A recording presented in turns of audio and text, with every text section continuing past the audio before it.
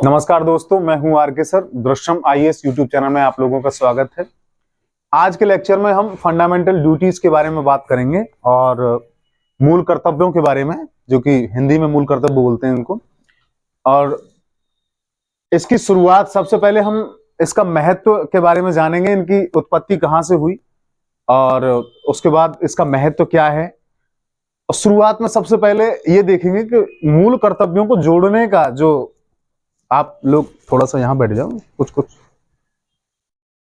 मूल कर्तव्यों का जोड़ने का जो पर्पस रहा है हमारा, वो क्या है। ठीक है, अगर जो इतने ही इंपॉर्टेंट थे अगर मूल कर्तव्य, तो ये मूल संविधान में क्यों नहीं थे? समझ में आ रही है? ये मूल संविधान में क्यों नहीं थे?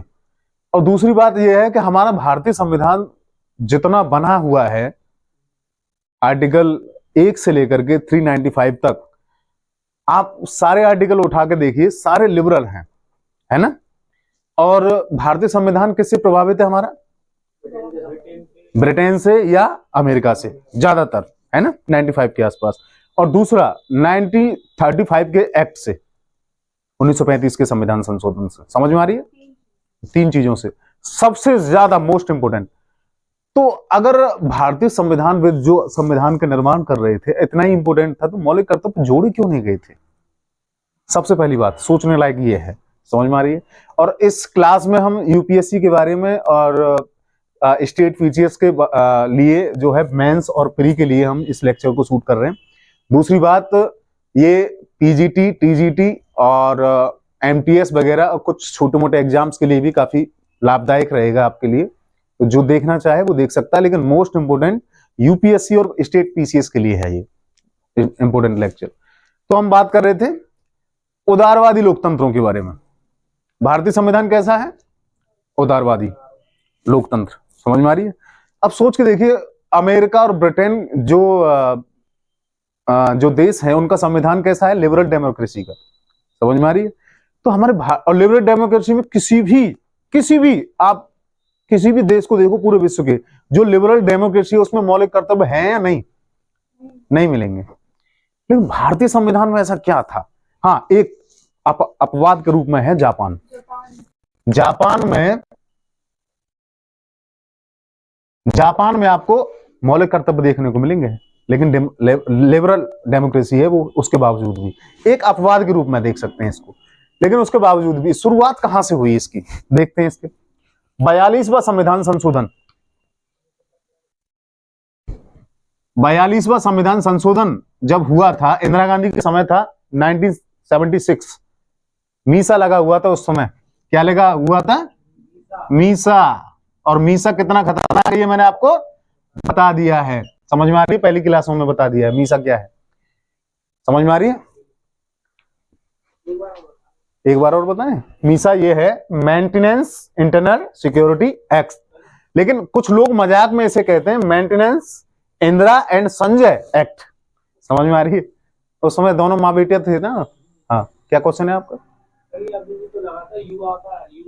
यूएपीए वो उत्तर प्रदेश का है, यूपीए अलग से है, उसके बारे में अलग से बताएंगे। वो बता चुका हूं मैं, आई थिंक आपको, है ना।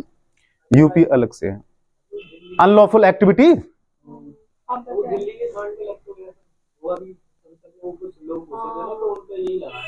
यूपीए लगाया होगा ना। अब यूपीए केंद्र में भी लगता है भाई, अलग अलग। जैसे मीसा लगा हुआ है, इसको खत्म कर दिया मीसा को। फिर टाडा बनाया गया था, इसको खत्म कर दिया। तो यूपीए लगाया था, राज्य की आंतरिक सुरक्षा के लिए जो भारी लोग खतरा होती है उनके लिए ही लगाया जाता है। बिल्कुल बिल्कुल। धारा 124A क्या है? आईपीसी की धारा 124A क्या है? यही तो है, जो देशद्रोह, राजद्रोह। समझ में आ रही है? जो आतंकवादियों के ऊपर ये टेररिस्ट एक्ट लगाया जाता है। और मीसा के तहत सारे के सारे विपक्षी, जो 42वां संविधान संशोधन जब उस टाइम पे आया था इंदिरा गांधी के समय, उस समय सारे के सारे विपक्षी दल कहां थे? जेल में। लोकतंत्र के क्या हो गया था? टोटे टोटे। उस समय कैसा राज था? राष्ट्रपति शासन नहीं था, अध्यक्षीय शासन भी नहीं था, मेजोरिटेरियनिज्म यानी कि बहुमतवाद। समझ में आ रही है? एक होता है लोकतंत्र, एक होता है मेजोरिटेरियनिज्म यानी कि बहुमतवाद। जिसकी सरकार है, जिसकी बहुमत ज्यादा हो। एक पक्षीय सरकार होगी ना। लोकतंत्र खत्म हो गया था उस समय, समझ में आ रही है? उस समय लोकतंत्र खत्म हो गया था। अब सोच के देखिए, अब ये जो कर्तव्यों की जो बात करता है, कर्तव्यों की जो बात करता है वो कौन करता है? कर्तव्यों की बात कौन करता है? जर्मनी और इटली में दो कटप्पा पैदा हुए थे, आपको याद है? वर्ल्ड हिस्ट्री में पढ़ाऊंगा अभी मैं उसको। जर्मनी और इटली में दो कटप्पा पैदा हुए थे, कौन है? जर्मनी में हिटलर था और मुसोलिनी इटली में था। ये दोनों क्या कहते? जो मैं हूं वही राष्ट्र है, और जो मैंने बोल दिया वही कर्तव्य है। समझ में आ रही है? राष्ट्र के प्रति, राष्ट्र क्या है? माँ। बीजेपी क्या कहती है? भारत माँ है हमारी। और माँ का ब्लड से रिलेशन होता है, ध्यान रखना, वैसा रिलेशन नहीं होता है, ब्लड से रिलेशन होता है। उसकी बात को नकारोगे? माँ की बात को नकारोगे आप? उसको उसने कह दिया बेटा शादी लायक हो गया, बेटी शादी लायक होगी, शादी कर ले बेटा, आप मना करोगे? नहीं करोगे ना। माँ की बात को मानना है। आप अपनी जान दे दो, किसके खातिर? माँ की रक्षा के खातिर। यही तो कर्तव्य है। और उस समय मजाक उड़ा रहे थे, इंदिरा गांधी खुद अपने कर्तव्यों का पालन करना भूल गई थी और लोगों से कर्तव्यों को पालन आदेश दे रही थी। ये लोकतंत्र है या फिर लोकतंत्र के टोटे टोटे हैं? टोटे टोटे का मतलब होता है खत्म करना। समझ में आ रही है? तो यहां से अब शुरू उत्पत्ति कैसे हुई थी? सरदार स्वर्ण सिंह समिति। सरदार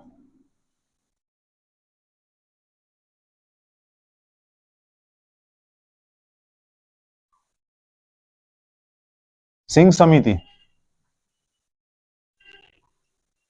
सरदार स्वर्ण सिंह समिति।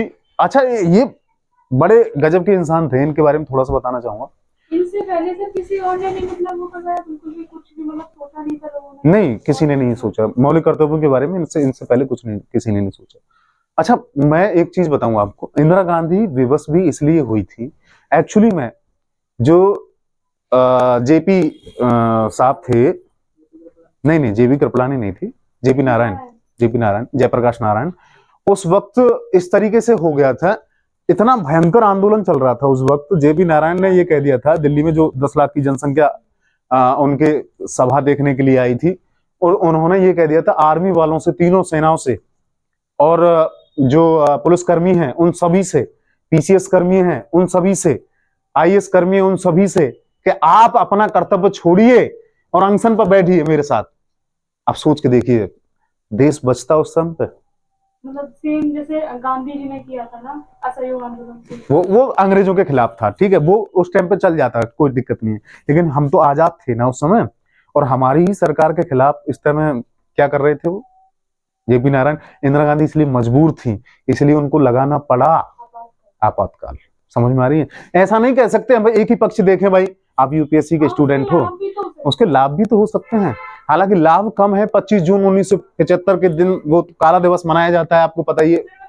तरीके थोड़े गलत थे, इसलिए उसके मतलब हाँ, तरीका थोड़ा सा गलत था। नसबंदी के देखो आप कार्यक्रम चलाया था, मैंने आपको एक पिक्चर दिखाई थी, मूवी बताई थी आपको, इंदिरा सरकार। पर चलाया ठीक था, पॉपुलेशन बहुत बढ़ रही थी उस टाइम, लेकिन तरीका मतलब ये थोड़ा सा तरीका ये गलत था कि छोटे छोटे बच्चों को भी लेके जा रहे थे गाड़ी में बस के। अब ये सोच देखो, 80 साल के बुड्ढों को लेके जा रहे थे, उनका नसबंदी करवा रहे थे, उनका क्या मतलब है? सोचने वाली बात है। अरे नहीं, 80 साल का बुड्ढा यार, हद है यार। मतलब, और छोटे छोटे बच्चे जिनकी शादी नहीं हुई उसकी नसबंदी करवा रहे हो, समझ में आ रही है? तो ये सारी चीजें, अब हम इसको सरदार सिंह स्वर्ण सिंह समिति, इसके बारे में जान लेते हैं। नेहरू के जमाने से ही काम कर रहे थे ये सरदार साहब। स्वर्ण सिंह जी वो हैं नेहरू के, ये पंजाबी थे, सिख थे, और ये नेहरू के जमाने में कार्य कर रहे थे। नेहरू के जमाने में ये रेल मंत्री हुआ करते थे। कौन थे? रेल मंत्री। और लाल बहादुर शास्त्री के टाइम पे ये विदेश मंत्री हुआ करते थे। समझ में आ रही है? लाल बहादुर शास्त्री के टाइम पे ये कौन थे? विदेश मंत्री, फॉरेन मिनिस्टर। लेकिन यहां इंदिरा गांधी के टाइम पे कौन से मिनिस्टर थे बताइए? क्वेश्चन ये पूछा जा सकता है, अभी तक पूछा नहीं गया है, लेकिन भविष्य में पूछा जा सकता है। कौन से मिनिस्टर थे, कौन से पद पे थे? रक्षा मंत्रालय, डिफेंस मिनिस्टर। समझ में आ रही है? कौन से थे? रक्षा मंत्रालय। इसको लिखने की जरूरत नहीं है, देख लेना, ठीक है। और 42वां संविधान के संशोधन के ऊपर एक और चीज देखिए, इसकी उत्पत्ति के बारे में। 42वां संविधान संशोधन जब हुआ था तो ये ओवरऑल इसके लिए नहीं था, ये मूल कर्तव्यों के लिए ही था 42वें संविधान संशोधन। ये ओवरऑल चीजों के लिए था, यानी इसे मिनी कॉन्स्टिट्यूशन भी कह जाते हैं। समझ में आ रही है? लघु संविधान भी कहा जाता है इसको, 42वें संविधान संशोधन को। क्यों कहा जाता है? क्योंकि इसके तहत 51 आर्टिकल चेंज हुए थे। कितने आर्टिकल? 51 आर्टिकल चेंज हुए थे। अकेली इंदिरा गांधी ने 51, एक ही 42वें संविधान संशोधन से, इसलिए कहते हैं इसे मिनी कॉन्स्टिट्यूशन। समझ में आ रही है? और इस 42वें संविधान संशोधन को पूरे को हैंडल करने के लिए सरदार स्वर्ण सिंह समिति की निर्माण किया गया था कि आप देखिए संविधान में क्या क्या कमियां हैं, उन सबको दूर कीजिए। समझ में आ रही है? और इसी ने सरदार स्वर्ण सिंह समिति ने 8 मूल कर्तव्यों के बारे में बताया था। कितने? 8 मूल कर्तव्य। समझ में आ रही है? 8 मूल कर्तव्यों के बारे में बताया था। अब ये क्वेश्चन आ जाए तुम्हारे कि मूल संविधान में कितने मूल कर्तव्य थे? एक भी नहीं था। समझ में आ रही है? ये ध्यान रखना, कभी क्वेश्चन आए कि मूल संविधान में कितने मौलिक कर्तव्य थे, एक भी नहीं था, क्योंकि ये 42वें संविधान संशोधन से जुड़े थे। अब दूसरा क्वेश्चन ये बन सकता है कि सरदार स्वर्ण सिंह समिति के तहत कितने मूल कर्तव्य की सिफारिश की गई थी? 8 की। समझ में आ रही है? लेकिन इंदिरा गांधी ने कितने बनाए थे? 10। समझ में आ रही है? 10 जोड़े थे। लेकिन 2002 1986 ना, 86वां संविधान संशोधन, 86वां संविधान संशोधन 2002 में लास्ट का 11वां मौलिक अधिकार जोड़ा गया था, जो कि 6 से 14 वर्ष के बच्चों के लिए शिक्षा का अनिवार्य शिक्षा। समझ में आ रही है? ये माता पिता के लिए था, गार्जियंस के लिए था, दोनों के लिए था, माता पिता और गार्जियंस, दोनों में अंतर होता है, ध्यान रखना। गार्जियंस का मतलब होता है अभिभावक, जो कि कोई भी हो सकता है जो आपकी परवरिश कर रहा है। समझ में? चाचा, ताऊ, कोई भी हो सकता है, मामा वगैरह। हाँ, और पेरेंट्स का मतलब तो आपको पता ही है, माता पिता ही होते हैं। ठीक है? अब इसके बारे में ये उत्पत्ति तो हमने देख ली, लेकिन एक सोच के देखिए एक चीज, जब जर्मनी में कटप्पा जब पैदा हुआ था, यानी कि हिटलर जब पैदा हुआ था, कर्तव्य की बात तो वही करता था। कर्तव्य की बात कौन कर सकता है? अनडेमोक्रेटिक स्टेट, अलोकतांत्रिक शासन। समझ में आ रही है? जैसे कि रसिया है ना, जैसे कि चाइना, जैसे कि क्यूबा, जैसे कि साउथ अमेरिका, उत्तर कोरिया। समझ में आ रही है? किम जोंग का शासन। ऐसे क्या नाम है, संविधानों में मूल कर्तव्य की बात की जाती है, उदार लोकतंत्रों में नहीं। समझ में आ रही है? और उस समय इंदिरा गांधी का रोल भी तो हिटलर सा ही था। समझ में आ रही है? ये चीज भूलना मत। हिटलर बन चुकी थी उस समय इंदिरा गांधी, जो मन कर रहा था वही चालू थी। और वो सारी चीजें मैं इंदिरा गांधी के बारे में पिछले लेक्चरों में बता चुका हूं, इसलिए यहाँ डिबेट नहीं करेंगे हम। ठीक है? जो पढ़ना है वही सारी चीजें। कहां से लिए गए थे? नहीं, रसिया से, यूएसएसआर से। कहां से लिए गए थे? यूएसएसआर,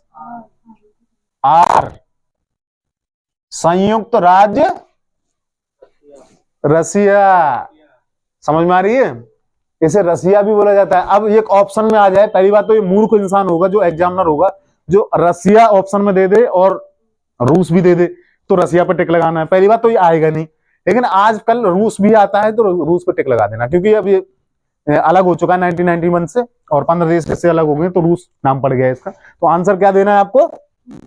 रूस। समझ में आ रही है? किस देश से लिए गए थे? रूस से। ये तो है प्री लेवल का, जो कि एसएससी एग्जाम में या तुम्हारा पीसीएस एग्जाम में आ सकता है, या फिर प्री के लेवल में कभी भी क्वेश्चन पूछ सकते हैं। समझ में आ रही है? अब आपको लिखना पड़ेगा। मेंस का थोड़ा सा हम चर्चा कर लेते हैं यहाँ पे, ठीक है? और फिर इसके 11 जो महत्व वाले हैं, पॉइंट वाइज नहीं देखेंगे इसके बारे में हम, कर्तव्यों के बारे में। देखो पॉइंट वाइज तो कहता है, लक्ष्मीकांत में भी दे रखे हैं, सारी चीज में देख रखे हैं, आप रट्टे लगा लो, कुछ भी नहीं पूछता उसमें से, कभी नहीं पूछा जाएगा। किस तरीके से पूछा जाता है मैं बताता हूं आपको। 4-5 साल से क्वेश्चन जो है उठा के देखिए, वहां से आपको पता चलेगा। ठीक है? तो सबसे पहले ये देखते हैं, जो भारतीय संविधानविद थे, यानी कि जो संविधान निर्माता थे, उनको क्यों महसूस नहीं हुआ था कि मूल कर्तव्य होने चाहिए? वो इतने मंदबुद्धि तो नहीं थे, है ना? इंदिरा गांधी ही के पास ही इतना दिमाग था, इतने मंदबुद्धि तो नहीं थे। अब इसकी हेडिंग डालिए एक, मूल संविधान में मूल कर्तव्यों या मूल कर्तव्य ना होने का कारण। मूल संविधान में मूल कर्तव्य ना होने का कारण क्यों नहीं थे? हेडिंग डाल लीजिए भाई, बिल्कुल ठीक है, ना होने के कारण। अच्छा एक एक एक पॉइंट और देखिए, जितने भी हमारे, अच्छा गांधी बाबा से पूछा था हमने उस समय कि मूल कर्तव्य होने चाहिए कि नहीं, आपकी विचारधारा कैसी है? तो उन्होंने कहा तो भाई मेरी तो हिटलर और मुसोलिनी जैसी विचारधारा है, मूल कर्तव्य होने चाहिए। वो गांधी बाबा से अपेक्षा ये थी, गांधी बाबा से पूछने लगे आप मतलब हिटलर और उसकी मुसोलिनी जैसी बात कर रहे हैं? उन्होंने कहा नहीं, मेरा मतलब ये नहीं है, हर व्यक्ति अगर अपने अपने कर्तव्यों का पालन करेगा तो अधिकारों की तो बात आएगी नहीं, झगड़ा होगा ही नहीं। समझ में आ रही है? गांधी किसकी बात करते थे? और कर्तव्य कर्तव्य कौन से थे? कर्तव्य कौन से थे? सत्य, अहिंसा, अस्तेय, चोरी न करना, यही तो थे। संपत्तिशाली गरीबों को बांटना, यही तो 4-5 सिद्धांत थे उनके। साधु जैसे विचार थे, लेकिन हर एक कोई गांधी नहीं बन सकता। समझ में आ रही है? आप लोग गांधी बन सकते हो, कोई नहीं बन सकता। गांधी युग में पैदा होते हैं, समझ में आ रही है? गांधी जैसे इंसान युगों में पैदा होते हैं, हर साल पैदा नहीं होते। जैसे भगत सिंह पैदा हुआ था, चाहते तो हैं भगत सिंह को सभी, लेकिन अपने घर में नहीं, पड़ोसी के घर में। समझ में आ रही है? इसलिए लिखो पहला पॉइंट इसका, उदारवादी लोकतांत्रिक राज्य में, उदारवादी लोकतांत्रिक राज्य में नागरिकों के अधिकार प्रदान किए जाते हैं।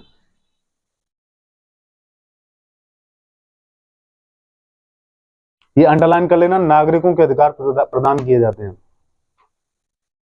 और विवेकपूर्ण नागरिकों से यह अपेक्षा की जाती है, और विवेकपूर्ण नागरिकों से यह अपेक्षा की जाती है कि वे दूसरे के अधिकारों का सम्मान भी करेंगे, वे दूसरों के अधिकारों का सम्मान भी करेंगे। अच्छा आपने एक चीज और देखी होगी, मैंने आपको मौलिक अधिकार करवाए थे, उनके सबके बीच में अपवाद भी करवाए थे, है ना, कि कहां कहां यूज नहीं करना है, कहां कहां सारी चीजें। कर्तव्य तो उनमें भी दे रखे हैं भाई, तो ये अलग से कर्तव्य जोड़ने का कारण क्या था, इसके बारे में आगे चल के बताएंगे हम। क्या लिखा मैंने? अधिकार का सम्मान भी करेंगे। हाँ, अधिकार का सम्मान भी करेंगे। इसलिए प्रत्येक अधिकार में, प्रत्येक अधिकार में, इसलिए प्रत्येक अधिकार में कर्तव्य निहित होता है, इसलिए प्रत्येक अधिकार में कर्तव्य निहित होता है। पहला पॉइंट तो ये है, इसलिए हमने जो है शुरुआत में ये जोड़े नहीं थे। दूसरा पॉइंट, कर्तव्य का विकास, कर्तव्य का विकास परिवार, कौमा विद्यालय, कौमा विश्वविद्यालय, जहां आप लोग पढ़ते हैं, विश्वविद्यालय में पढ़ते हो कि नहीं,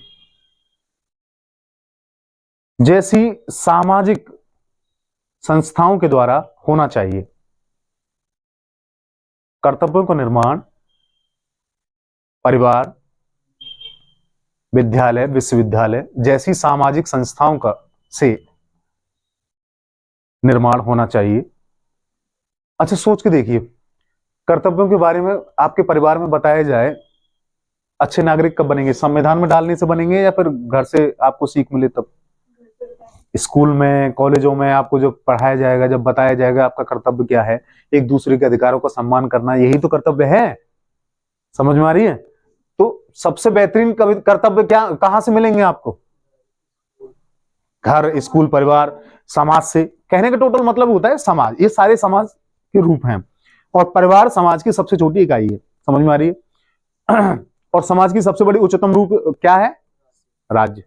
समझ में आ रही है? जिसे सरकार के नाम से जानते हैं। ठीक है, अगला इसी में, इसे नागरिक समाज भी कहते हैं, कोष्टक में लिख लेना नागरिक समाज। जो भी मैंने आपको लाइन लिखवाई है इसे कोष्टक में नागरिक समाज भी कहते हैं।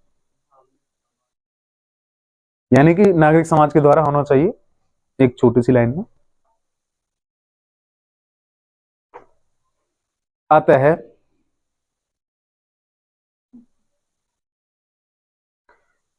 अतः इसकी संविधान में पृथक उल्लेख करने की आवश्यकता महत्वपूर्ण नहीं की गई या महत्वपूर्ण नहीं समझी गई, इसलिए उल्लेख करने की आवश्यकता महत्वपूर्ण नहीं की गई, इसलिए हम कह सकते हैं, इसलिए हम कह सकते हैं कि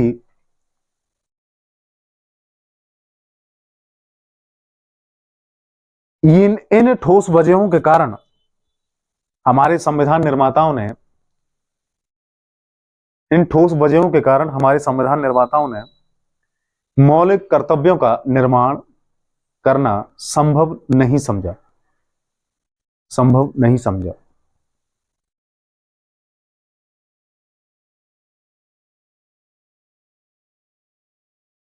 अच्छा, पहले मैं तो देखेंगे इनका या फिर उत्पत्ति तो हमने देख ली, और सबसे पहले हमने ये भी कारण देख लिया कि भाई सबसे पहले मूल संविधान में क्यों नहीं थे। ठीक है, दूसरा उसकी उत्पत्ति वो देखेंगे, इसका महत्व देखेंगे सबसे पहले, या फिर मूल कर्तव्यों को करा दें पहले, उसके बाद में देख लेंगे महत्व वगैरह सारी चीजें। महत्व बता दें पहले? नहीं, पहले प्रकार बताओ। चलो पहले मूल कर्तव्यों के प्रकार बता देते हैं। चलो लिखो, मूल कर्तव्यों के प्रकार, हेडिंग डालिए मूल कर्तव्यों के प्रकार।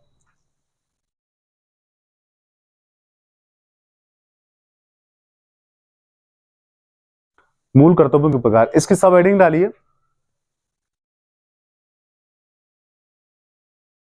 राष्ट्रीय आंदोलन और राष्ट्रीय प्रतीकों के प्रति कर्तव्य। राष्ट्रीय आंदोलन और राष्ट्रीय प्रतीकों के प्रति कर्तव्य। अब इस तरीके से बोलेंगे, देखो अब इस तरीके से नहीं करा रहा पहला कौन सा है, दूसरा कौन सा है, तीसरा कौन सा है, इस तरीके से रट्टे नहीं लगाने, समझने हैं हमें किसी चीज को। लिखने का मजा यहीं से आता है, मेंस में इस तरीके से लिखा जाता है, समझ में आ रही है? अब इस तरीके से नहीं है कि आपने 11 के 11 रट के डाल दिए उसमें और 11 के 11 डाल दिए, आपको नंबर नहीं मिलेंगे भाई।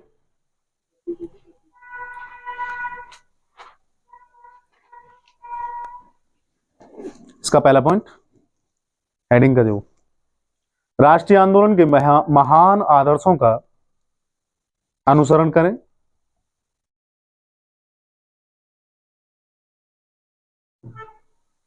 एवं उन्हें अपने दिल में सजो कर रखें, एवं उन्हें अपने दिल में सजो कर रखें। अच्छा एक चीज बताइए, किस किस चीज को अपने दिल में सजो कर रखा जाता है? नहीं, सोच के देखिए, अब सोच के देखिए, देखिए मान लो आपके पास में पेन है ना, और आपके पास में कुछ और भी चीज हो सकती है, वो गिर जाए नीचे कोई दिक्कत नहीं है, लेकिन फोन गिर जाए दुख होता है कि नहीं? दिल में सजो कर रखते हैं कि नहीं उसको? बहुत करीबी होता है कि नहीं फोन? आजकल की बात बता रहा हूं मैं। ऐसे ही राष्ट्रीय प्रतीकों को सजो कर रखें अपने दिल के पास। और दूसरा मैंने क्या कहा इसमें, दूसरी लाइन क्या बोली थी मैंने इसमें? पहली लाइन राष्ट्रीय आंदोलन के महान आदर्शों के अनुसरण करें। महान आदर्श, आदर्श कौन है? आदर्श कौन है? नेहरू, पटेल, गांधी। इनके आदर्श, इन पे कभी भी टिप्पणी नहीं पूछी जाती, कभी भी। आज तक का मेंस का क्वेश्चन आज भी देख लेना आप, यूपीएससी इन पे कभी सवाल उठा ही नहीं सकती इनके सिवाय महान आदर्शों के बारे में, क्योंकि ये महान लोग थे। समझ में आ रही है? कभी इनका क्रिटिसिज्म नहीं करती है।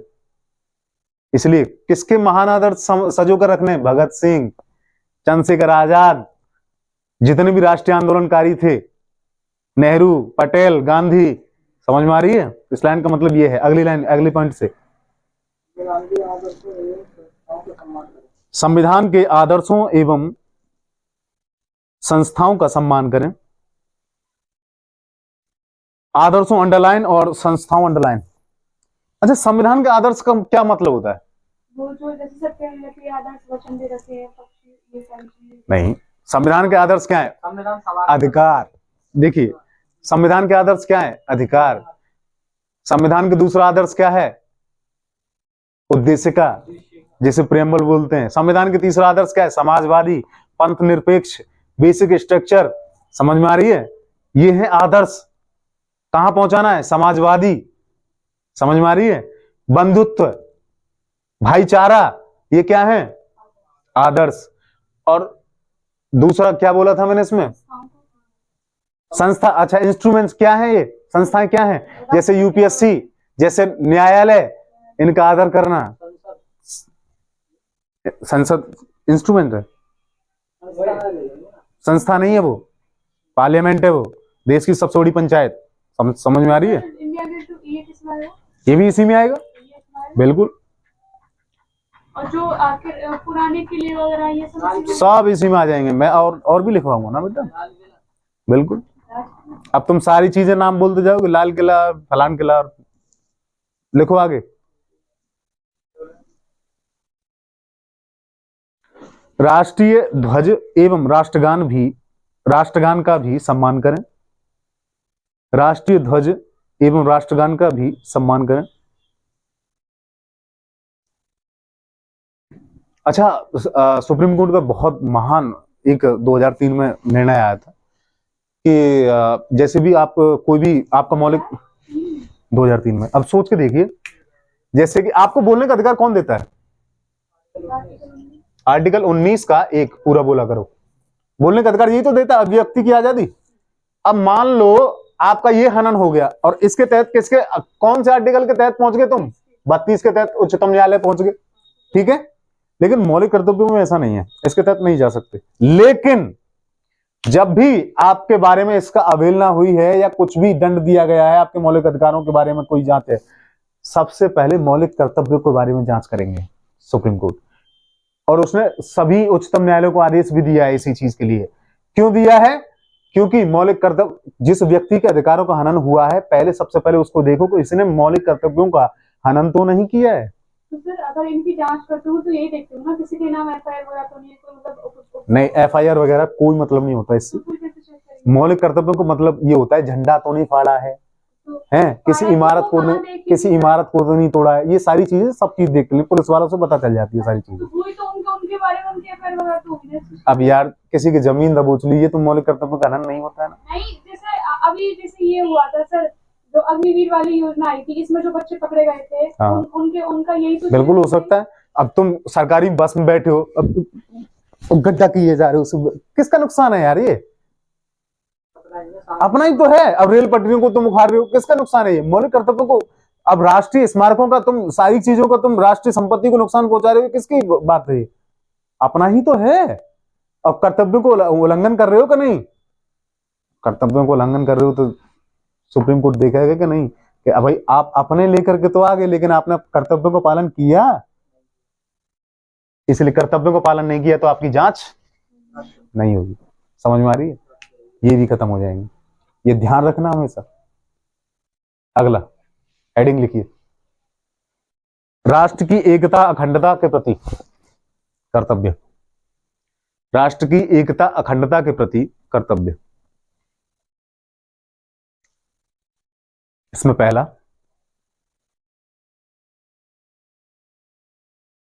राष्ट्र की एकता अखंडता की रक्षा करें। राष्ट्र की एकता अखंडता की रक्षा करें।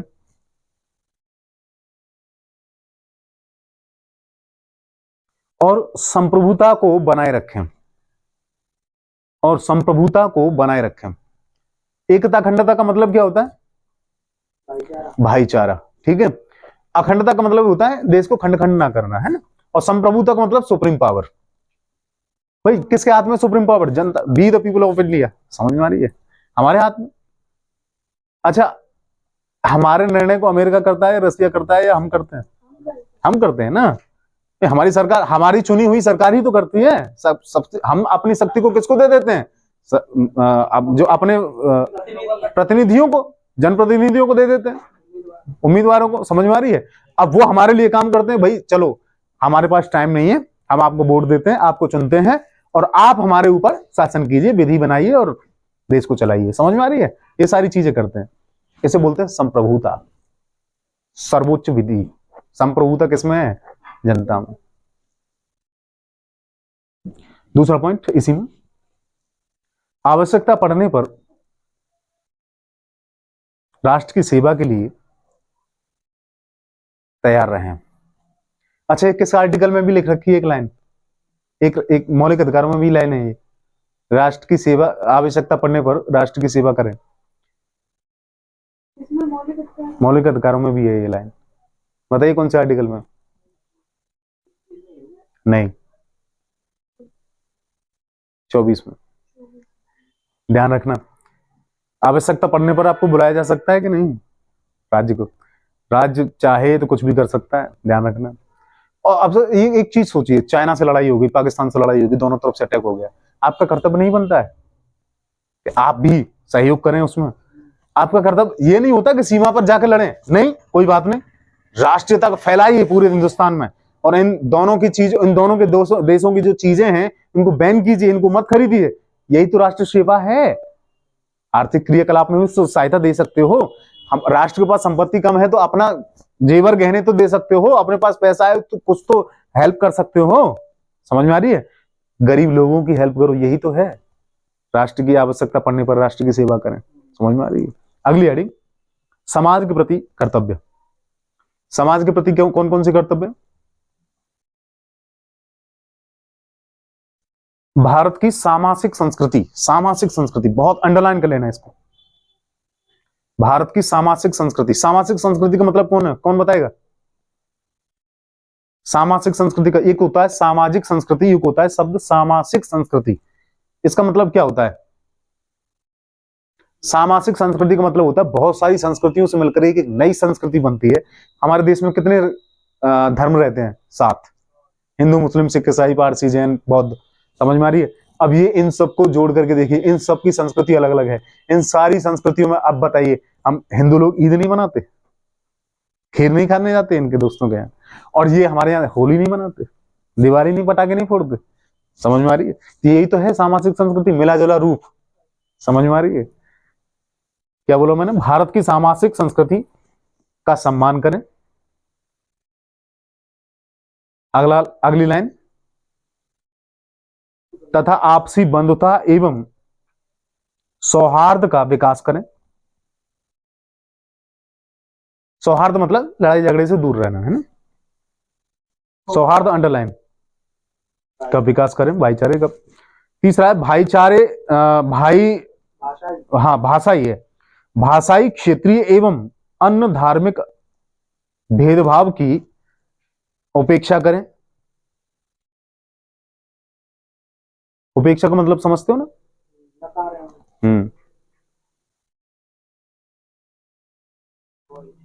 अवॉइड करना। अपेक्षा करके समाज में सौहार्द का निर्माण करें। भाईचारा, भाई सौहार्द मतलब भाईचारा।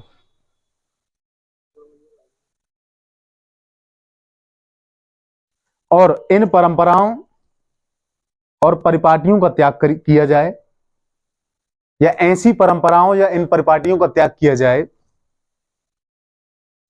जो महिलाओं के सम्मान के विरुद्ध हो। महिलाओं के सम्मान के विरुद्ध हो। मैंने आपको हमेशा एक चीज बताई होगी, महिलाओं की एक भी बात मत मानो, बताई थी ना मैंने, लेकिन सम्मान इतना करो कि कोई नहीं करता हो। समझ में आ रही है? सम्मान इतना करो आपसे ज्यादा उसका सम्मान कोई करता ही नहीं हो, लेकिन बात नहीं माननी। अच्छा, हमारे देश में क्या होता है, महिलाओं के सम्मान, मौलिक कर्तव्य है, इसमें कितनी अवहेलना की जाती है। घर में पत्नी को खाना तक नहीं मिलता है, बहुत जगह ऐसा होता है, लास्ट में खाती है ना, जो बचे जैसे कि उसमें, उसी में, ये क्या है, शोषण नहीं तो क्या है ये, है ना? बच्चों के लिए पूरा जीवन गवा देती है, पति के लिए पूरा जीवन गवा देती है, अपने लिए कोई कुछ नहीं। घर में जब बच्ची होती है तो घर में काम धंधा करती है, परिवार में हाथ बटाती है, और उसके बाद शादी हो जाती है, उसके बाद फिर मायके में ऐसा होता है। कितना दुख दर्द झेलना पड़ता है उनको, समझ में आ रही है।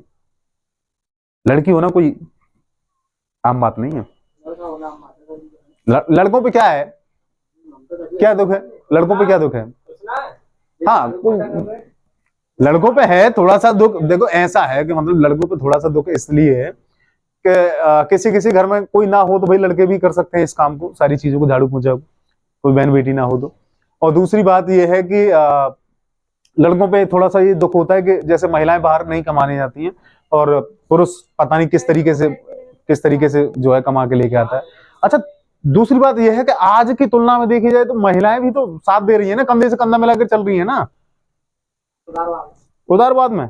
हमारे यहाँ समाजवाद में ऐसा नहीं होता है, लेकिन उदारवाद में ऐसा होता है, समझ में आ रही है। महिलाएं क्या कर रही हैं, पुरुषों के सर उनकी भी तो डिपेंडेंसी कम बिल्कुल डिपेंडेंसी कम होती है उसके।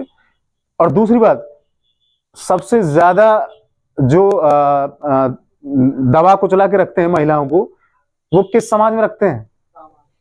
नहीं, समाजवादी नहीं, हमारे ही समाज में। कैसे? क्योंकि उनको इंडिपेंडेंस होना ही नहीं है।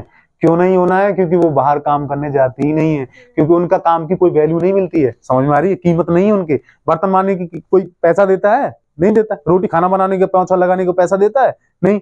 लेकिन बाहर आदमी कमाने जाता है, उसका पैसा मिलता है। कीमत किसकी है? मार जाने की। अब इसलिए अब ये शोषण नहीं तो क्या है, समझ में आ रही है। इसको भी खत्म करो। आप लोग पढ़े लिखे हो, अपनी संस्कृति, अपने समाज, अपने घर में देखो, इन सारी चीजों को खत्म करना चाहिए, समझ में आ रही है। ये क्यों कहते हैं मौलिक कर्तव्य, समझ में आ रही। अगला,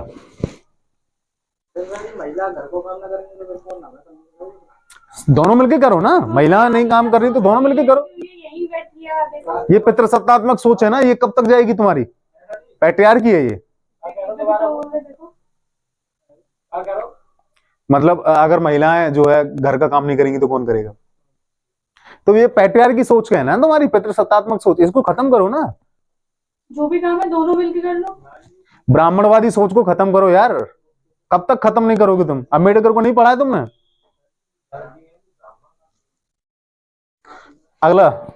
अगला इसी में पॉइंट लिखिए, सार्वजनिक संपत्ति का नुकसान ना करें।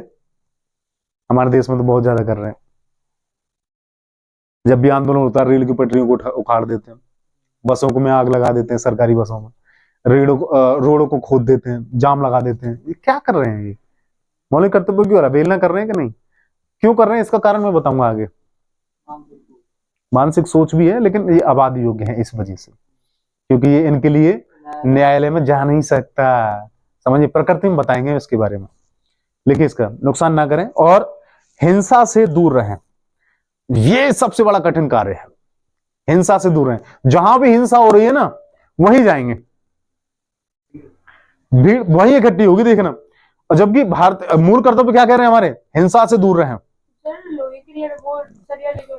हाँ, बताओ, बहुत से बच्चे ऐसे होते हैं। मेरी कोचिंग के खुद के बच्चे ऐसे लोहे के सरिया लेके जाते हैं, बताइए, मारने के लिए दूसरी कॉलोनियों में।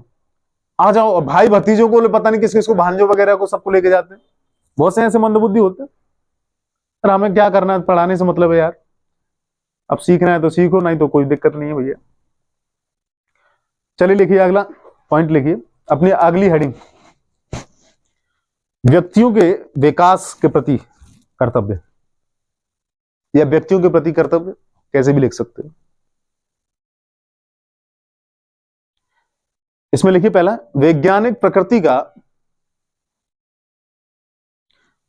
प्रकृति मत लिखना, प्रवृत्ति का, वैज्ञानिक प्रवृत्ति का विकास करें।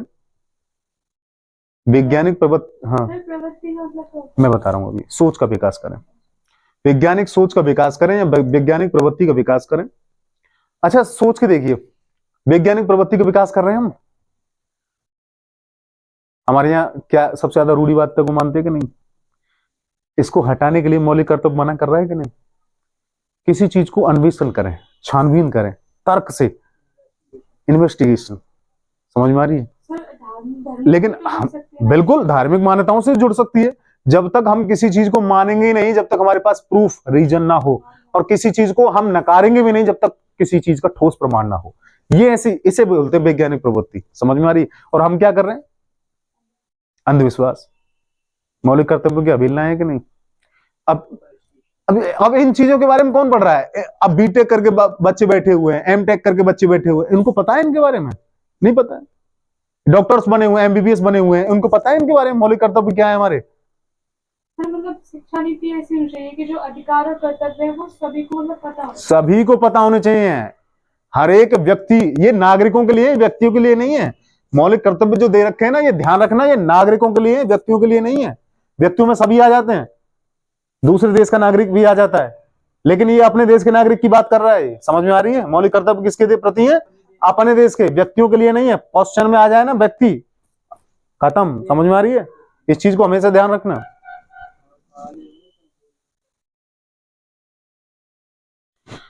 तथा क्या लिखवाया था हम? विकास करें। तथा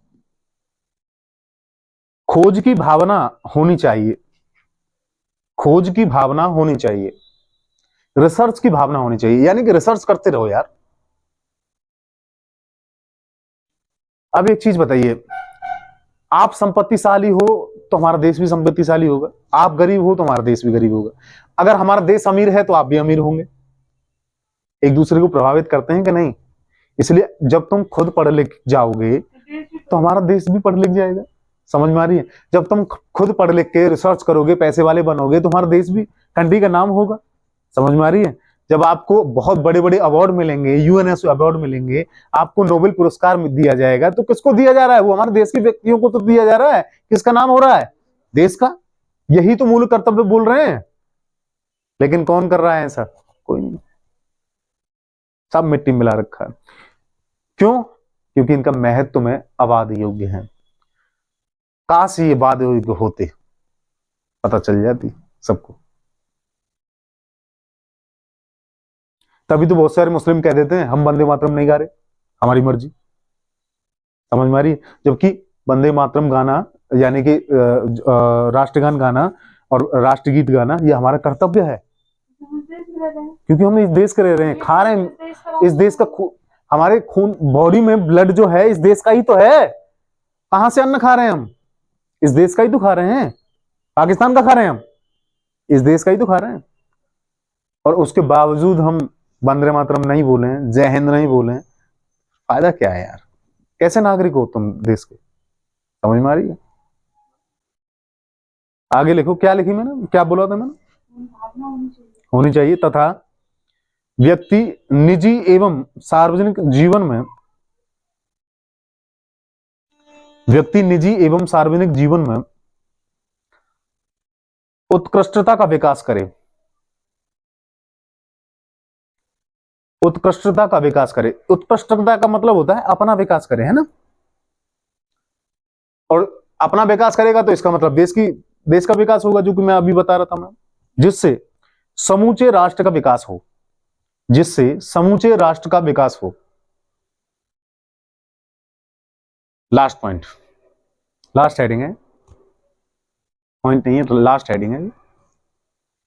पर्यावरण एवं अभिभावकों के प्रति कर्तव्य, पर्यावरण एवं अभिभावकों के प्रति कर्तव्य।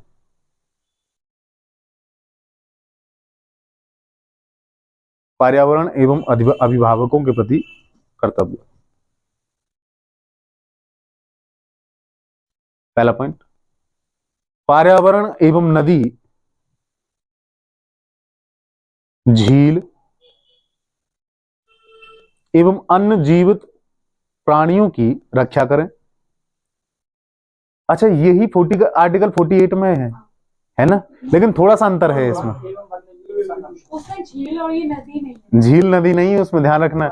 यही आप प्री में अटक जाते हो, ध्यान रखना इस चीज को। इन चीजों को बड़ा ध्यान रखा करो, इन चीजों को। समझ में आ रही है? डीपीएसपी में दे रखे हैं। जीवित प्राणियों अंडरलाइन कर लेना, है ना?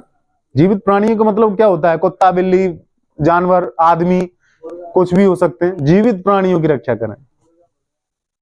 समझ में आ रही है? अब इसका मतलब क्या कह रहे हैं? इनडायरेक्टली कुछ भी कह सकते हैं, बकरा खाना मना है। भाई जीवित प्राणियों का मतलब क्या है? प्राणी तो प्राणी होता है, मुर्गा खाना मना है, मछली खाना मना है, सारी चीजों को खाना मना है। मौलिक कर्तव्य मना कर रहे हैं कि नहीं? लेकिन हमारे देश में क्या हो रहा है? ठाकुर, पंडित, हिंदू, सब खा रहे हैं। मुस्लिम, दक्षिण भारत के लोग, उत्तर भारत के लोग, पश्चिम के, पूर्व के, सब धनाधन। उसके बावजूद हमारे यहाँ क्या लिखा रखा है मौलिक कर्तव्यों में? जीवित प्राणियों के प्रति। बताइए, गलत बात है ना ये? ऐसी गौतम बुद्धा ने कहा था सब कुछ खा सकते हो, जीवित प्राणी नहीं। लेकिन चाइना वालों ने उल्टा ले लिया, वो कुर्सी टेबल को छोड़ करके सब कुछ खा जाते हैं। समझ में आ रही? बिल्कुल, बड़े बूढ़ों तक तो नहीं छोड़ते यार अपने को। अगली लाइन इसी में क्या लिखा है आपने? रक्षा करें।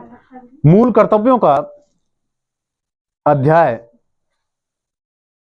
इसी में मूल कर्तव्यों का अध्याय निर्देशक तत्वों से भी संबंधित है, जो कि मैंने अभी बताया था आपको। निर्देशक यानी कि डीपीएसपी से भी संबंधित है, क्योंकि निर्देशक तत्व में भी वन्य जीवों की रक्षा का प्रावधान है। क्योंकि निर्देशक तत्वों में भी वन्य जीवों का रक्षा का प्रावधान है। और 86वें संविधान संशोधन के द्वारा और 86वें संविधान संशोधन के द्वारा, जो कि मैंने आपको बताया था यहां पे 2002 में, संविधान संशोधन के द्वारा अभिभावकों और माता पिता दोनों दे रखे हैं, हम ध्यान रखना इसमें।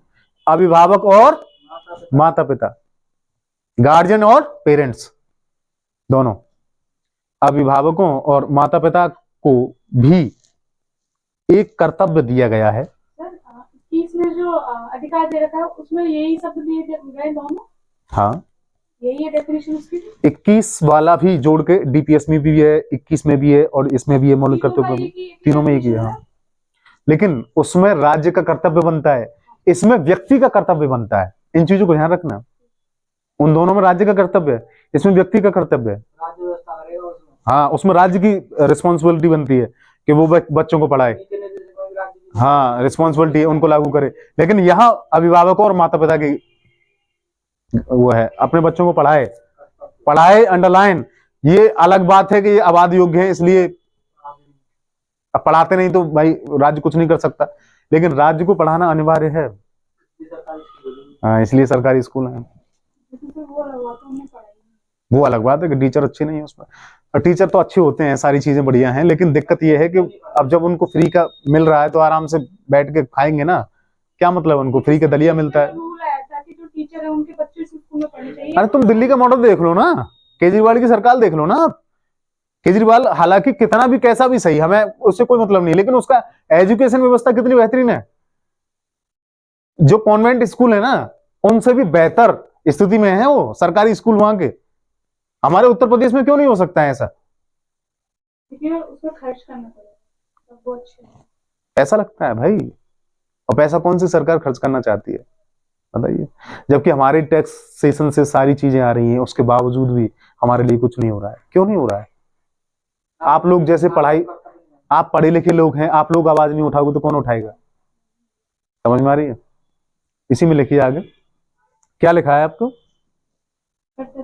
माता पिता को कर्तव्य दिया गया है कि वे 6 से 14 वर्ष तक के बच्चों को, कि वे 6 से 14 वर्ष तक के बच्चों को शिक्षा प्रदान करें। शिक्षा प्रदान करें। उल्लेखनीय यह उल्लेखनीय है कि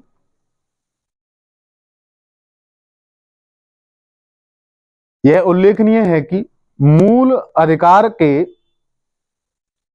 या मूल कर्तव्यों की बात नहीं कर रहा मैं, मूल अधिकार के अनुच्छेद 21A में, अनुच्छेद आर्टिकल 21A में इसे अधिकारों के रूप में उल्लेखित किया गया है, उल्लेखित किया गया है,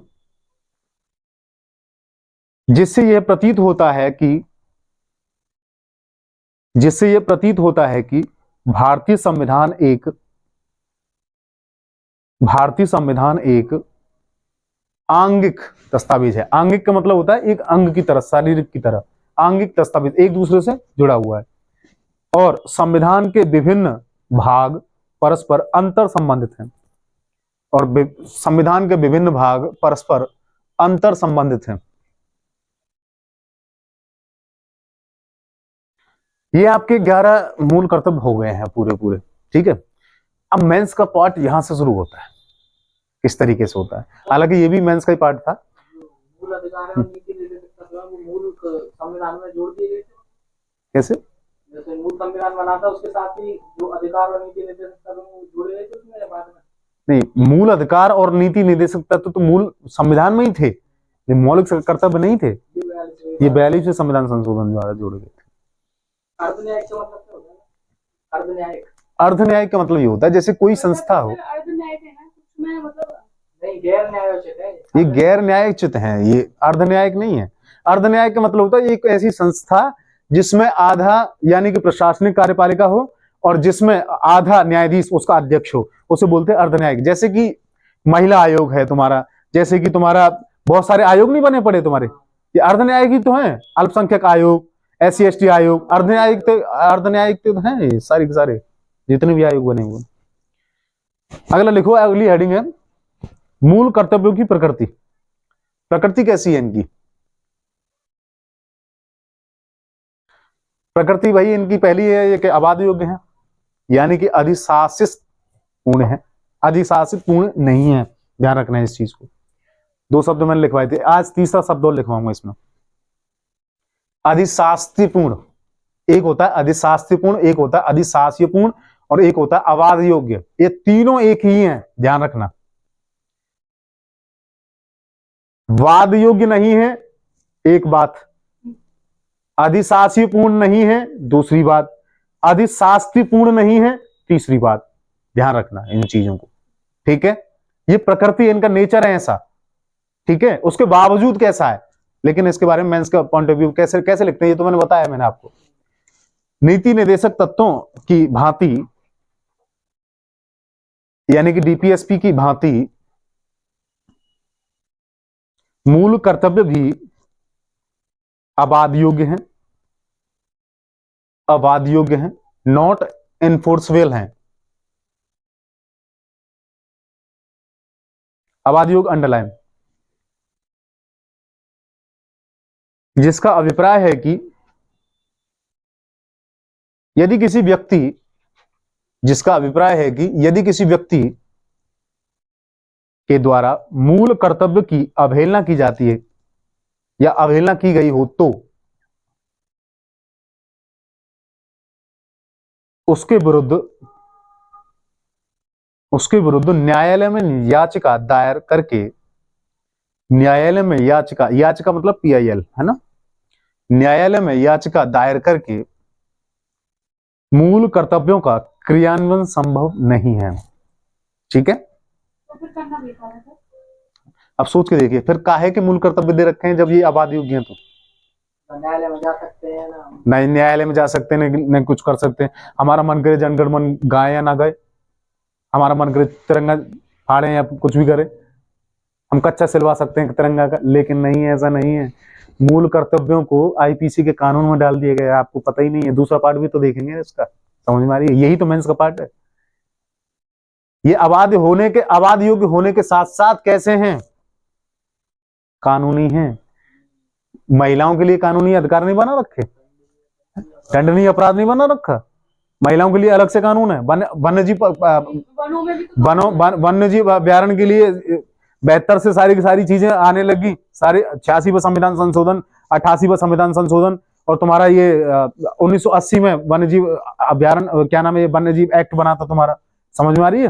ये सारे के सारे क्या है, ये बच्चों के लिए कानून बना रखा है, कानूनी अधिकार नहीं है ये, तो कानून में जा सकते हैं कि नहीं। अच्छा एक चीज है, अगर ये वाद योग्य होते तो हम डायरेक्ट आर्टिकल 32 के तहत सुप्रीम कोर्ट जा सकते थे, लेकिन अब ये कानूनी अधिकार है इसलिए कानून में दे रखा है, तो हम कहां जाएंगे, डिस्ट्रिक्ट कोर्ट, DC, समझ में आ रही है, कहां जाएंगे, जिला न्यायालय, डिस्ट्रिक्ट कोर्ट, बस अंतर यही है। तो सर इसमें कानून अगर जो भी हनन हो उसके बारे में बोल सकते हैं। बिल्कुल एग्जैक्टली। अपराध किसी भी चीज में जैसे आपने कार्यकारी संपत्ति का हनन किया है तो इसके लिए एक्ट बना रखा है अलग से, वो अलग अलग मूल कर्तव्यों के तहत नहीं जा सकते, लेकिन संपत्ति के हनन के लिए तो जा सकते हैं। समझ में आ रही है ये सारी चीजें। अगला लिखिए इसी में पॉइंट, राज्य के द्वारा निर्मित किसी विधि को इस आधार पर चुनौती नहीं दी जा सकती, इस आधार पर चुनौती नहीं दी जा सकती कि इनसे मूल कर्तव्य की या फिर ये मूल कर्तव्य के विरोधी हैं। इस तरीके से लिख लो कि ये मूल कर्तव्यों के विरोधी हैं।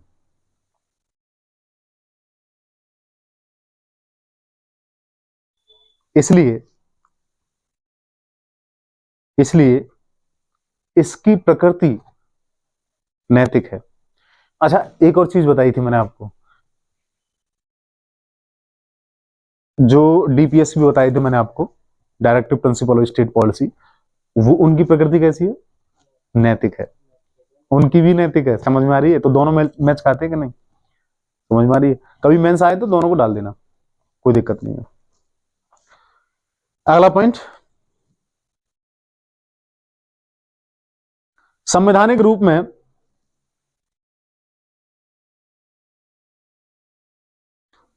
रूप में मूल कर्तव्य अधिशासित या अधिशास्ती, दोनों लिख लो आप, अधिशासित या अधिशास्ती पूर्ण नहीं है। तीसरा भी लिखवाऊंगा, या वाद योग्य नहीं है, वाद योग्य नहीं है, परंतु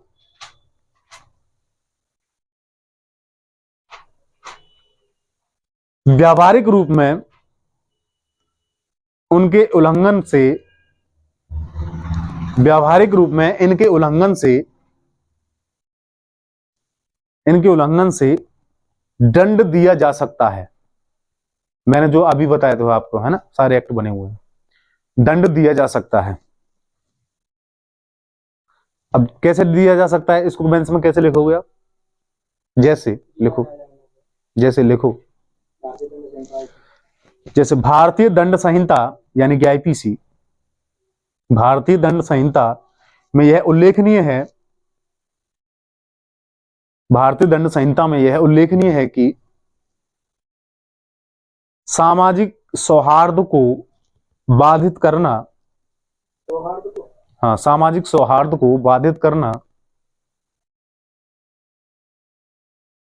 अब जैसे कि कोई नेता आया और भाषण दे दिया उसने कुछ अलग हिंदू मुस्लिम वाला, तो उससे सामाजिक सौहार्द बिगड़ रहे हैं कि नहीं? इसके लिए दंडनीय अपराध है, आईपीसी में कानून है।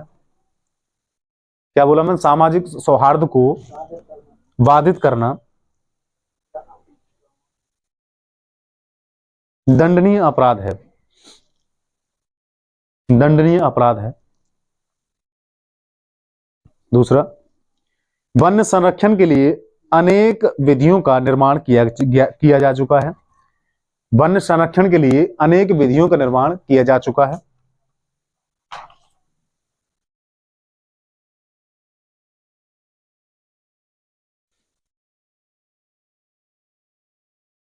इसलिए वन्य जीवों और पर्यावरण को क्षतिग्रस्त करना भी कानूनी अपराध है, कानूनी अपराध है। इसमें ये नहीं देना कि कौन सा आईपीएस में कौन सा उसमें दे रखा है, इंडियन पिनल कोड में कौन सी धारा है, ये सारी चीजें अपराध, इसमें कोई डाटाबेस नहीं लिखते मेंस में, ध्यान रखना इस चीजों को। अगला, महिलाओं के सम्मान का प्रावधान, महिलाओं के सम्मान का भी प्रावधान भारतीय दंड संहिता में भी है, भारतीय दंड संहिता में भी है। किस में है? अब इसका आर्टिकल बताऊं तुमको, आर्टिकल क्या, आईपीसी बताऊं, 497, 498A दहेज, 497 प्रताड़ना, समझ में आ रही है, 352 देखना घूरना, मैसेज करना, यौन शोषण, सारी चीजें, 376 समझ में आ रही है, रेप, ये सारी चीजें क्या है, महिलाओं के लिए ही तो हैं। आईपीसी में आईपीसी में तो दे रखे हैं। क्या हुआ कि ये आबादियों के हैं, कोई मतलब नहीं है, कानून में तो है। हाँ, क्या पूछ रहे थे आप? रक्षा तो होगी। रक्षा तो होगी। अगला, जन प्रतिनिधित्व अधिनियम 1951 में, जन प्रतिनिधित्व अधिनियम 1951 में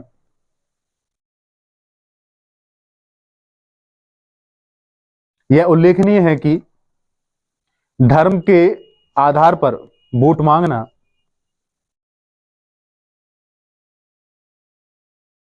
भ्रष्ट आचरण का प्रमाण है। अब आपको यह भी पता है कि ये प्रतिबंध है, धर्म के आधार पर वोट नहीं मांग सकते, समझ में आ रही है। तथा राष्ट्र के विरुद्ध हिंसा, तथा राष्ट्र के विरुद्ध हिंसा दंडनीय या दंड संहिता के अनुसार एक दंडनीय अपराध है, दंडनीय अपराध है। 24 आर्टिकल वो ही तो बताया था मैंने आपको, 124A देशद्रोह। अब इसका लास्ट रह गया है तुम्हारा, इसके मेंस का थोड़ा सा आ सकता है यहां से, लास्ट में आप लिख सकते हो, ये क्या अंतिम हेडिंग लिख सकते हो, मूल अधिकार एवं मूल कर्तव्यों के बीच संबंध। हेडिंग डालिए, मूल अधिकार एवं मूल कर्तव्यों के बीच संबंध, यानी कि FR फंडामेंटल राइट्स एवं FD। अब इसका मतलब ये मत समझना, अलग लिख दिया है ये मैंने। अब इसका मतलब ये मत समझना FD मतलब बैंक वाला फंड, समझ में आ रही है, फिक्स्ड डिपॉजिट, ये मत समझना, फंडामेंटल ड्यूटी, इनके बीच का संबंध देख लेते हैं ना, ठीक है। मूल अधिकार के द्वारा, एक पहला पॉइंट लिखिए, मूल अधिकार के द्वारा नागरिकों को शक्ति प्रदान की जाती है, नागरिकों, अंडरलाइन ध्यान रखना, व्यक्ति नहीं, व्यक्ति नहीं, नागरिकों को शक्ति प्रदान की जाती है कि राज्य के कर्तव्य सुनिश्चित कराए जाते हैं। क्या लिखवाया मैंने अब लास्ट में? सुनिश्चित किए जाते हैं, हाँ, राज्य के कर्तव्य सुनिश्चित किए जाते हैं। जबकि मूल कर्तव्यों के अंतर्गत नागरिकों के कर्तव्य है, नागरिकों के कर्तव्य अंडरलाइन, मूल कर्तव्यों के अंतर्गत नागरिकों के कर्तव्य। अच्छा, मूल अधिकार जो है वो राज्य के विरुद्ध मिला हुआ है, समझ में आ रही है, वो राज्य के कर्तव्य हैं और यहां व्यक्तियों के कर्तव्य हैं। पहले तुलना हो गई है, समझ में आ गई। दूसरा, ये व्यक्ति है, क्या लिखवाया मैंने, और इसी में लिखना, और राष्ट्र के अधिकार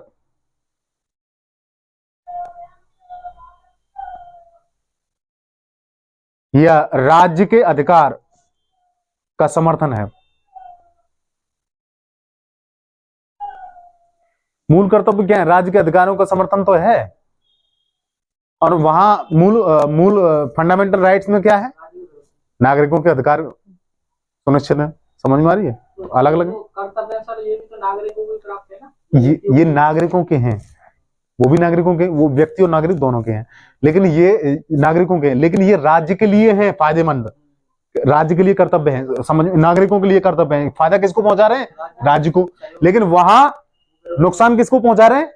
राज्य को, समझ में आ रही है, क्योंकि वो व्यक्तियों को और नागरिकों को मिले हुए हैं, समझ में आ रही है ये सारी चीजें। बिल्कुल, राज्य वहां अपने नहीं चला सकता, यहाँ राज्य को हेल्प होगी। बिल्कुल बिल्कुल बिल्कुल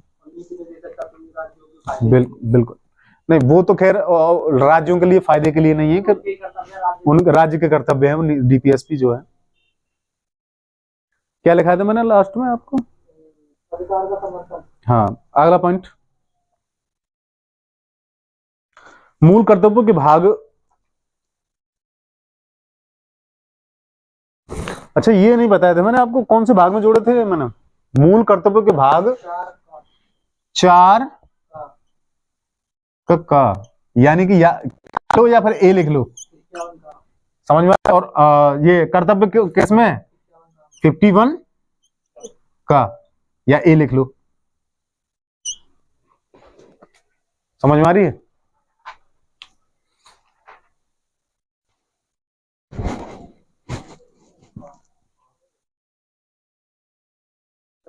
तो लिखिए, मूल कर्तव्यों के भाग 4 का में जुड़ने के कारण,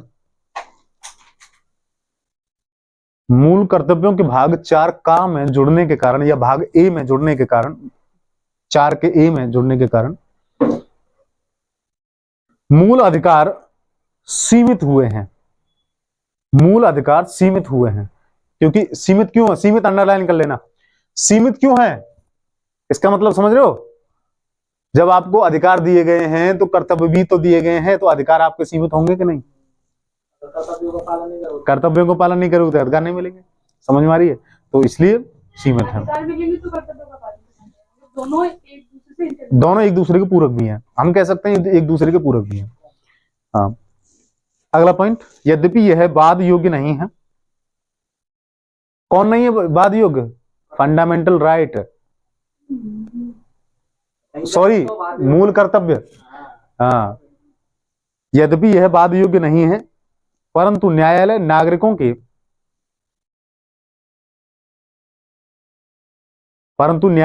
नागरिकों के रक्षा अधिकारों की रक्षा करते समय, जो मैंने अभी बताया था वही पॉइंट है ये, अधिकारों की रक्षा करते समय यह ध्यान में रखता है कि अमुक नागरिक के द्वारा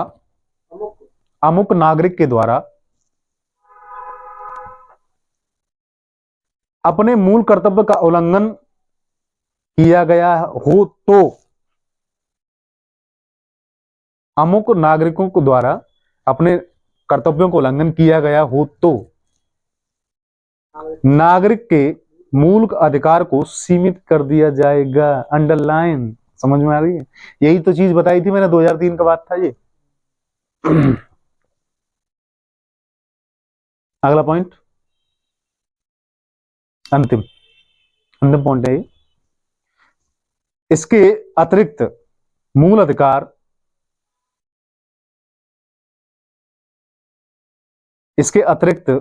अधिकार एवं मूल कर्तव्य के बीच के संबंध एक दूसरे के पूरक भी हैं, जो मैंने थोड़ी देर पहले बताया था। पूरक अंडरलाइन, एक दूसरे के पूरक भी हैं,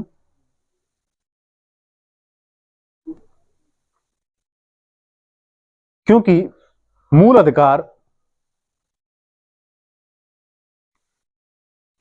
अधिकारों के भाग में राष्ट्र की संप्रभुता अखंडता के आधार पर प्रतिबंध लगाया गया है, जबकि मूल कर्तव्यों के भाग में भी इसकी रक्षा का उल्लेख किया गया है। ये फंडामेंटल ड्यूटीज में भी है और फंडामेंटल राइट्स में भी है, समझ में आ रही है? इसलिए एक दूसरे के पूरक हैं। अब लास्ट में वैसे खत्म हो गए हैं, बस एक अंतिम हेडिंग और लिख लो आप इसके बारे में थोड़ी सी।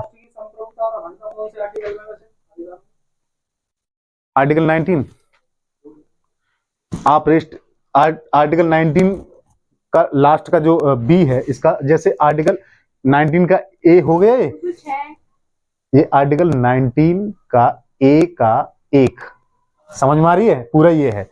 अब आर्टिकल 19 का बी, इसमें 6, ये 6 को 6 प्रतिबंध हैं, ये मैंने कराया नहीं आपको, तो उसमें एकता अखंडता प्रतिबंध नहीं है। फिर और लास्ट का लिख लो, इसमें कुछ मूल ऐसा है कि कुछ आयोग भी बनाए गए थे, हैं 2000 में, सन 2000 में कुछ संविधान सुधार आंदोलन बनाए गए थे कि संविधान को आप देखें और मूल कर्तव्यों के बारे में कुछ सोचें और उसके बारे में सुधार करें कि क्या क्या मूल कर्तव्य इसमें जुड़ने चाहिए या क्या क्या इसमें मांग उठनी चाहिए। हालांकि वो जोड़े नहीं गए अब तक, लेकिन आप मेंस के पॉइंट ऑफ व्यू से आप उसको लिख सकते हैं, ठीक है। उसके बारे में एक लास्ट हेडिंग लिख लीजिए, मूल कर्तव्यों का विस्तार। मूल कर्तव्यों का विस्तार।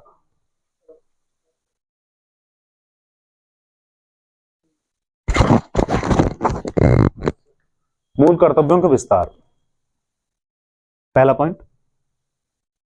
वर्तमान में मूल कर्तव्यों की प्रासंगिकता को प्रमाणित किया जा सकता है।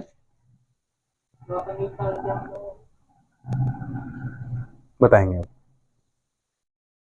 वर्तमान में मूल कर्तव्यों की प्रासंगिकता को प्रमाणित किया गया है क्योंकि वर्ष 2000 में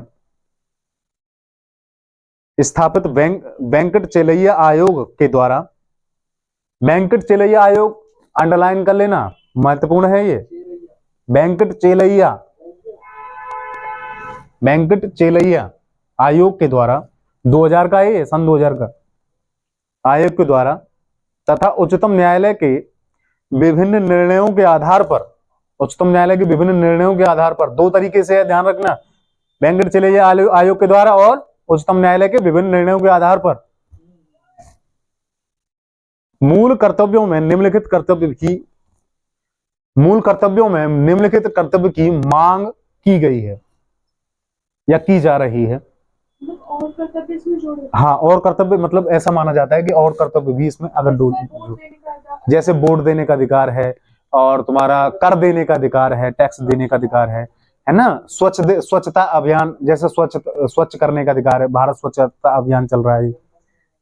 और एक और चीज है जनसंख्या, पॉपुलेशन कंट्रोल, ये भी बहुत बड़ा मुद्दा है, ये भी मौलिक कर्तव्य होना चाहिए कि नहीं। हम दो हमारे दो, नहीं इसको अभी उच्चतम न्यायालय ने रद्द नहीं किया है, इसको पेंडिंग में डाल रखा है। लेकिन अभी देखो, कोई भी सरकार हो जनसंख्या नियंत्रण क्यों नहीं चाहेगी, पता है क्यों? क्योंकि वोट बैंक चाहिए उसको। अब सबसे बड़ी दिक्कत तो यही है ना, वो अपने वोट बैंक की वजह से मतलब लोग जो गरीब है उनका भला नहीं देख पा रहे हैं, यही तो दिक्कत है। कम होंगे तो विकास ज्यादा होगा। बिल्कुल बिल्कुल, इसीलिए तो कहते हैं युवा नागरिक होने के साथ साथ, पढ़े लिखे नागरिक होने के साथ साथ आप पॉलिटिक्स में उतरिए और आप निर्णय कीजिए इन सारी चीजों का, क्योंकि ये लोग जो देखते हैं वही चीजों को फॉलो करेंगे। बिल्कुल करेंगे। इसलिए तो कहते हैं नई पार्टी का निर्माण करो, आप जाइए, रोका किसने है? सबको अधिकार है ना संघ बनाने का। आर्टिकल 19 क्या कहता है? संघ बनाओ। संघ का मतलब क्या होता है? संगठन बनाओ, पार्टी बनाओ, पार्टी का निर्माण करो, चुनाव जीतो, अपना प्रोपेगेंडा तैयार करो, किस तरीके से आप लड़ोगे चुनाव, सारी चीजें तैयार करो, लोगों को जो है बताओ कि हमारी नीतियां क्या हैं, प्रपत्र सूचना का प्रपत्र एक तैयार करो, आप उसमें अपना सारी सूचनाएं तैयार करो, बताइए लोगों को हम ये करेंगे हमारी अगर सरकार बनती है तो। और आजकल के लोग अनपढ़ नहीं है, 74% लिटरेसी है, वो तो 2011 की जनगणना के अनुसार अब तो 80 से पार कर गई होगी। मतलब बढ़ जाती है जब कोई पढ़े लिखे लोग। अरे आजकल क्या कर रखा है कि मतलब जाटों के लिए अलग से है, SC ST के लिए अलग से है, एक भीम समुदाय बन गया है अलग से, एक तुम्हारा आम आदमी पार्टी बन गई है अलग से, ये बौद्धों के लिए बन गई है ना, एक बीजेपी है, ये ठाकुरों के लिए, हिंदुओं के लिए बन गई है ना, कांग्रेस है मुस्लिमों के लिए बन गई है। ये अलग अलग चीजें हैं, तृणमूल कांग्रेस, ये अलग अलग, ये सारी चीजें, साम्यवादी दल, ये अलग अलग हैं। हमारे यहाँ सबसे बड़ी दिक्कत तो ये है कि हमारे यहाँ 2 पार्टी सिस्टम होना चाहिए सबसे बेहतरीन, लेकिन ये संघीय शासन में बताएंगे हम सारी चीजें, बहुदलीय व्यवस्था, ये सारी चीजें। अभी मौलिक कर्तव्यों के बारे में इतना ही जान लो। तो क्या लिखा आपने? पहला मांग की जा रही है कि इसमें पहला कौन सा है? मतदान करना, मतदान देना। दूसरा है कर देना यानी टैक्सेशन देना, टैक्स देना। तीसरा है स्वच्छता। चौथा है जनसंख्या नियंत्रण। समझ में आ रही है आपको? अब इसका देखिए, आपको पता है मेरी आदत किसी भी टॉपिक को कराने के बाद मैं निष्कर्ष जरूर देता हूं, एक निष्कर्ष होना चाहिए, इसलिए लास्ट अंतिम निष्कर्ष। और निष्कर्ष कैसा होना चाहिए? वर्तमान को देखते हुए भविष्य लक्ष्य होना चाहिए। समझ में आ रही है? कैसा भी हो, किसी भी सब्जेक्ट का हो, समझ में आ रही है? निष्कर्ष ऐसे होना चाहिए। संविधान की प्रस्तावना, पहला लाइन, संविधान की प्रस्तावना, प्रस्तावना यानी प्रियम्बल, उद्देशिका। संविधान की प्रस्तावना, कॉमा, मूल अधिकार, कॉमा, नीति निदेशक तत्व यानी कि डीपीएसपी एवं मूल कर्तव्य, चारों आगे के नहीं, प्रस्तावना, डीपीएसपी, मूल अधिकार और मूल कर्तव्य में अंतर संबंध विद्यमान है, अंतर संबंध विद्यमान है, ध्यान रखना इन चीजों को, एक दूसरे को पूरक हैं सारे चारों विद्यमान है। और राज्य का कर्तव्य नागरिकों का कल्याण करना है, और राज्य का कर्तव्य नागरिकों का कल्याण करना है, तो राज्य को तो नागरिकों